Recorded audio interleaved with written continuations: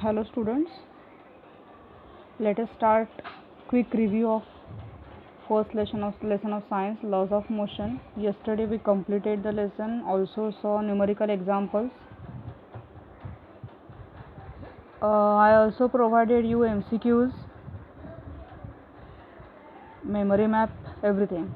Okay, today we are just going to overview the lesson, what we learned and which concepts we cleared. Okay, from tomorrow we are going to start English unit first.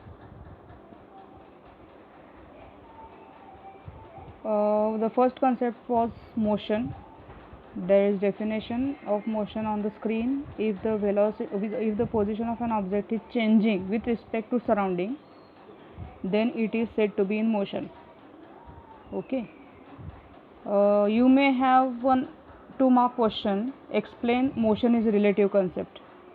Answer is given over here. Learn this answer for our test series also, which just 2 days after, on 12th of May. Next, what is distance, what is displacement, difference between two. Distance is the actual path and displacement is the minimum distance between starting and final points. What is scalar quantity, what is vector quantity? Scalar quantity is that which requires only magnitude, but vector quantity requires magnitude as well as direction. Distance is scalar, displacement is vector. Learn this difference also. Distance is denoted by small d, displacement is denoted by small s. Formula is given. Distance depends upon the path and displacement does not depend upon path. It only depends upon initial and final position of the body. Next concept was speed and velocity. Again, speed is a scalar quantity, velocity is vector quantity. Formula of two are given. Speed is related to distance, velocity is related to displacement. Again, distance depends upon this fifth point. It is wrong here in speed and velocity difference. It is by default, by mistake, typed by me. So don't consider the fifth point of speed and velocity difference. Just learn up to fourth point. Okay. Then SI unit of speed and velocity is same, meter per second. Then we saw linear motion. Its types: uniform linear motion, non-uniform linear motion. What is uniform linear motion? If an object covers equal distances in equal time intervals, it is said to be moving with uniform motion. Example given is motion of marching of soldiers.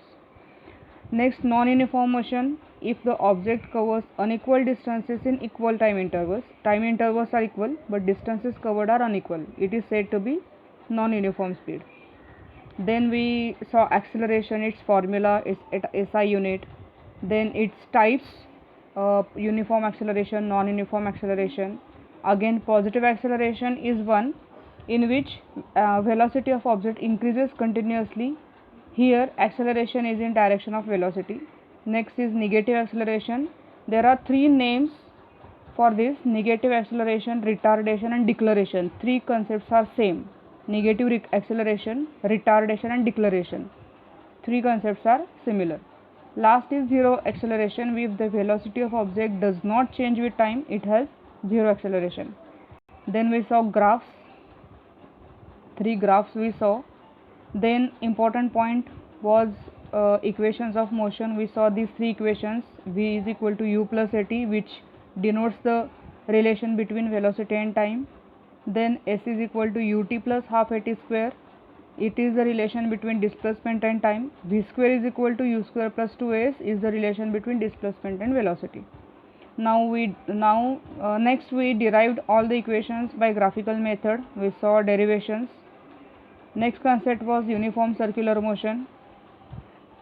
As it is a circular motion, its distance is considered as circumference. Therefore, speed is equal to circumference upon time. Okay. Then most important point of the lesson was Newton's laws of motion. There are 3 laws. You have to learn all the 3 laws and examples, 2 examples of all 3 laws. Next, momentum. Momentum is the product of mass and velocity. It is again vector quantity. Then third law, every action force has equal and opposite reaction. Okay, there is one example given, a gun recoils, that is move backwards when a bullet is fired. Next we saw law of conservation of momentum.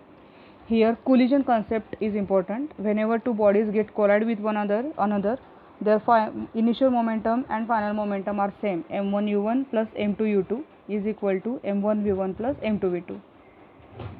Okay, this was the overall review of the lesson. Just go through it, read the lesson thoroughly, and I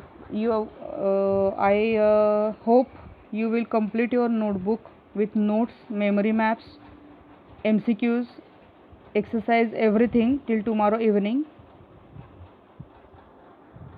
Send me the photographs of all your work by tomorrow evening. Okay, good day.